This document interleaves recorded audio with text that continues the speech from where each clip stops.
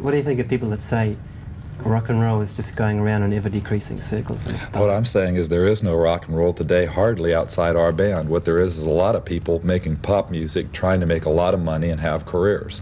But that has nothing to do with rock and roll, which is folk music, at all. And I don't know hardly any rock and roll bands that exist today.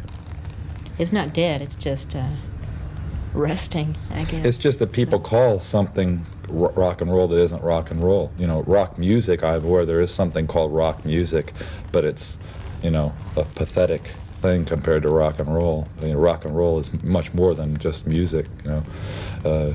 Rock music, pop music, all that stuff, that's fine for somebody else, but it hasn't got anything to do with us. A lot of your songs are about sex. What are we supposed to read into this? You know? Rock and roll's about sex. Rock and roll was a term which meant sexual intercourse from the 40s, or maybe even the 30s, you know, long before it was rock music. There's nothing novel about the sexual content. I mean, it's nothing any more than Milk Cow Blues by Elvis Presley. You know, there's nothing. Rock and roll's far about out than sex. It's about this celebration of earthly desires on this planet, you know, that's what it's about. Anything else, and you get just confused the issue. It's just getting off center what it's really about. But I get the impression with album titles like Smell of Female and Songs the Lord Taught Us that you're out to offend people, maybe? No, not at all. I think rock and roll always offends people. That's one of the things that pop music doesn't do. And we're not out to offend people. We are who we are, and that offends people. It offended people long before we had a rock and roll band. We're out to be open-minded. I think we're very upfront people, which upfront people tend to offend other people. But we're not trying to be offensive. We're just... I can't find anybody I care about that much to try to waste the energy to try and offend them. We're merely freewheeling, fancy-free. Do you think record companies might have trouble marketing?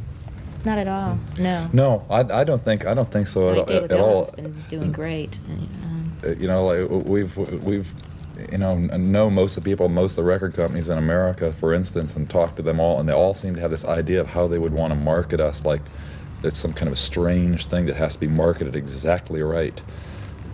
Meanwhile, you know, anywhere in the States, we play to thousands of people every night without an album out. You know, and they're worried about how to market us just right, you know, this weird thing that we are. Sometimes people call us the monsters of rock, you know, which has absolutely nothing to do with us because we're very sincere about what we're doing. It's true, it's funny because we like to have fun, but it isn't, we're not a novelty act or anything like that. And we get every, you know, it seemed like if you had 10 people come up to us and tell us what the Cramps are, you'd get 10 different answers. And that's good, you know. I think a rock and roll band should never be a cult thing. Rock and roll should never be a cult thing. True rock and roll should be meant for everyone. If everybody doesn't get it, if it don't get to them or they don't receive it or something like that, that's another story. But I think you should always start out being, I mean, rock and roll is for everyone. You know? Does that mean you're seeking perhaps more commercial success? We've been seeking commercial success since we started, and that's... In a way seeking it, but I mean only seeking it by being ourselves, because what we do, yeah, I think in a natural way appeals to a lot of people. I hear a lot of people talking about it's bad to be commercially successful or to make music that's commercial. To me, the greatest rock and roll is very commercial.